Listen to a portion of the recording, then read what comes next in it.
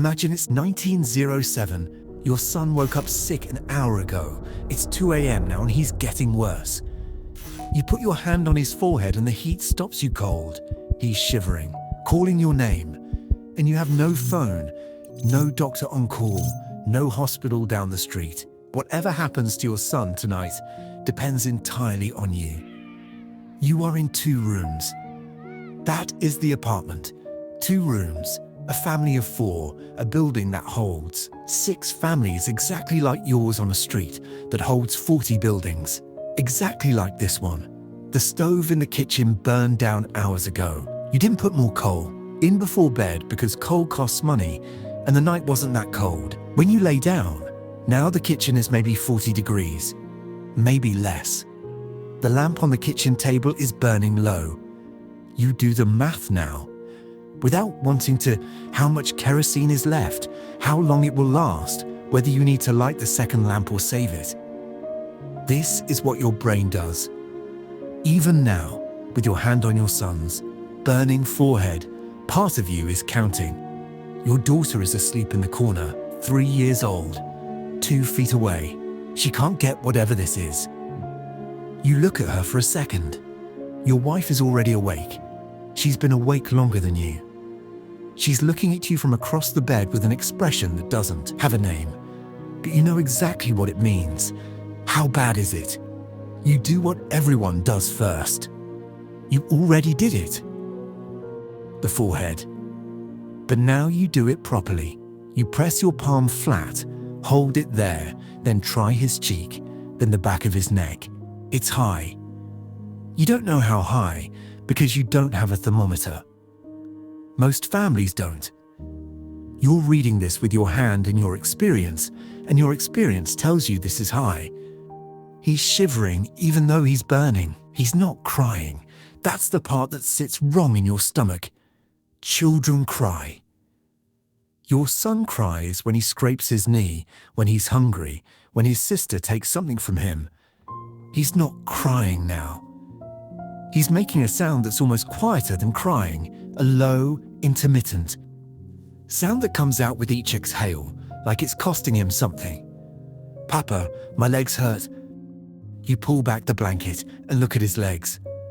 They look normal. You press gently on his calf and he flinches.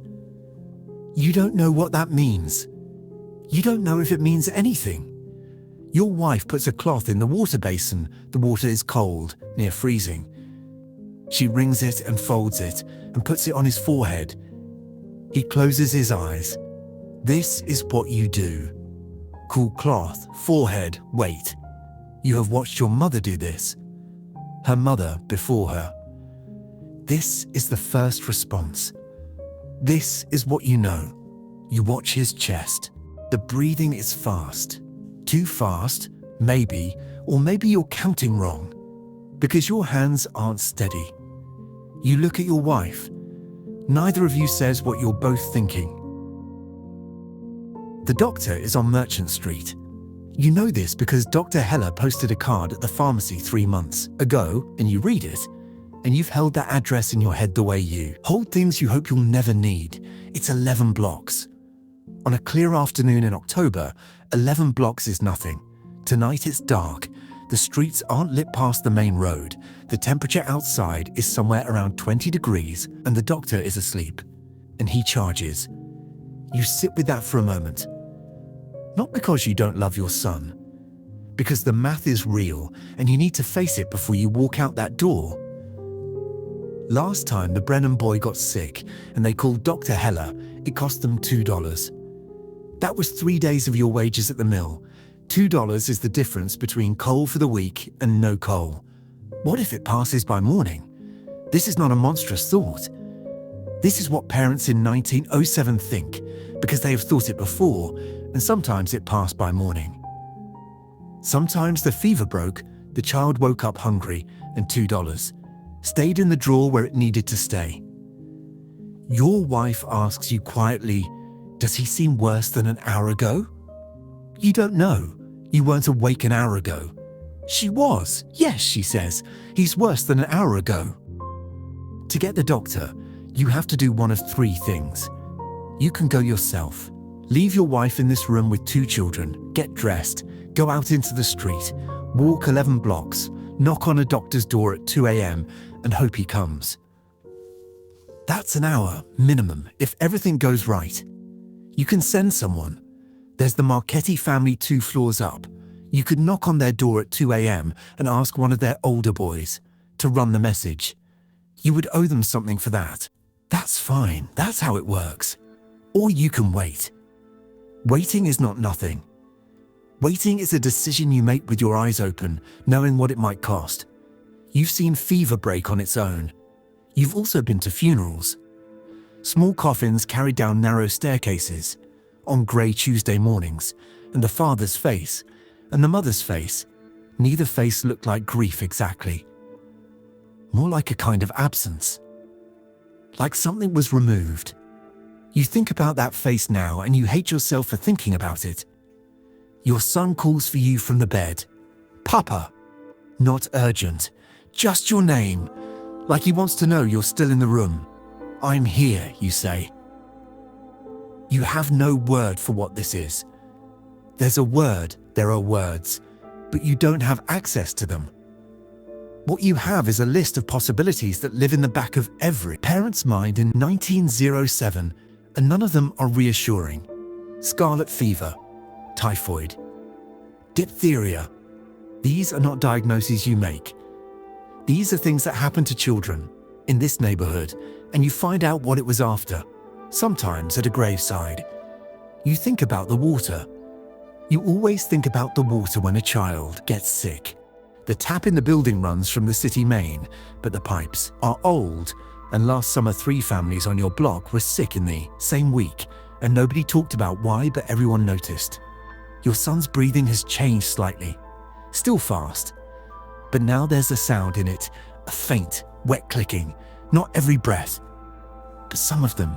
You put your ear close to his chest and listen, and your wife watches you do this, and you feel her watching. You stand up. Get your coat, you tell her. Stay with him. Don't let him kick the blanket off. You are going for the doctor. The street outside is empty and black.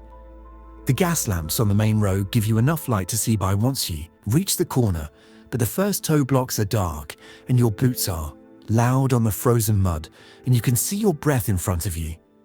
And you keep moving because stopping feels like losing. You are 31 years old. You have been in this country for 9 years. You work 6 days a week, 10 hours a day, and you have 2 children, a wife and a 2-room apartment, and a small amount of money in a tin under the floorboard. You have built something. It is not much, but it is yours. Your son is 5 years old. He has a gap between his front teeth. He cannot whistle yet, but he has been trying for weeks. He does this thing when he laughs.